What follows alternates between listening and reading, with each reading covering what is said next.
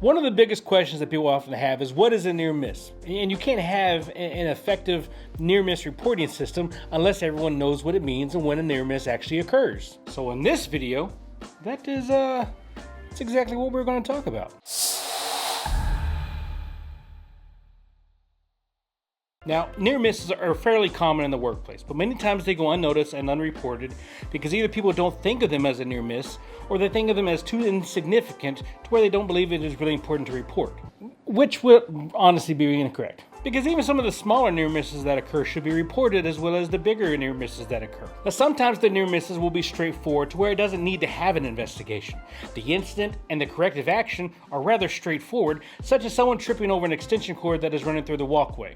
The cause of the near miss is pretty obvious, and the corrective action to prevent it from happening again is pretty obvious as well. Other times they may need to be more in depth, depending on the level of severity of the near miss itself. So just because a near miss might have occurred doesn't necessarily mean that it is going to become an administrative nightmare. Because obviously near miss reporting should be made to where it is very simple and easy for the employee to report a near miss. If you start hounding them and taking them away from actually doing their job and pulling them out of the field, it's going to make them a lot less likely to report future near misses. So the million-dollar question that a lot of people have: what is a near miss? Well, OSHA defines a near miss as an incident in which no property was damaged and no personal injury was sustained, but where given a slight shift in time or position of the employee, damage or injury could have easily occurred. Now, near misses are also referred to as close calls, near accidents, accident precursors, injury-free events, or near collisions when equipment is involved. But they all mean the same thing: a near miss.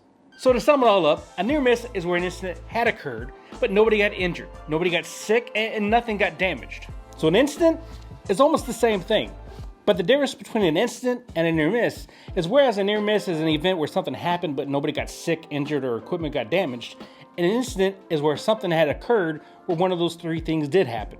Now, one thing that is very important to highlight is the fact that if an incident had not occurred, then it isn't classified as a near miss. A near miss only occurs when an incident has taken place to where nothing has happened as a result of it. For example, if you're walking down a walkway and there's an extension cord laying across the walkway and you step over the cord without tripping, it wasn't a near miss because you had not tripped.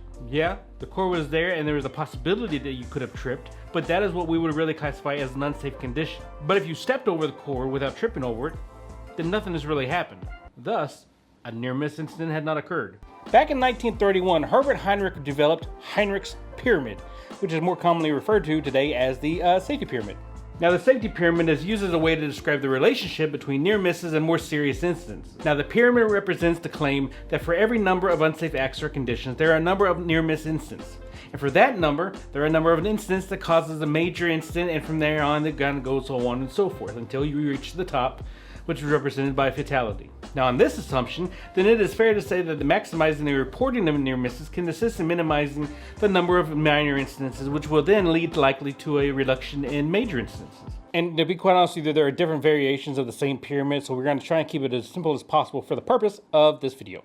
The bottom of the pyramid shows you the number of unsafe conditions and unsafe acts. I think I'll make a video later on talking about what is an unsafe act, what's an unsafe condition, but since we're just talking about near misses and incidents, we're just going to leave it for where we are right now. But the number that typically reflects the unsafe acts or conditions is 300,000. But then you go up a level and you find near misses and minor events, such as first aids. Someone might have gotten something in their eye and had it be flushed out, or they received a laceration on their finger, had it cleaned, and got a band-aid on it. That'd be a minor first aid. But as we start moving up the pyramid, the numbers start getting lower and lower. So the number that typically reflects near misses and minor events goes down to 30,000. And then you go up another level, and the number falls more to 300. And this is where your lost time incidents come into play. Now, an LTI typically reflects when an employee is exposed to an incident on one day, and the following day if they're unable to make it back to work as a result of that incident that occurred to them. Now, we're not going to talk about OSHA reportables and OSHA recordables, because once you start talking about those two, you can find yourself down a little rabbit hole. But once you start reaching LTIs and anything above this level in the pyramid, OSHA starts getting involved. Now, the next level becomes your serious disabling event, and the number shrinks even more to 30. Now, a serious disabling event could be someone walking backwards off of a flatbed truck, reaches the end and falls and shatters both of their legs and pelvic bone. Now, this example is used because it's happened. But once we reach the top, that's when everything starts to come to a boiling point and a fatality occurs. And that is reflected by the number 1. So, what can you do to prevent a fatality at your work site? Well, pretty simple. You make sure that everybody on your work site, company, or organization understands what a near miss is. And once they do, encourage everyone to report the near misses that occurs, regardless if they feel that it's necessary or not.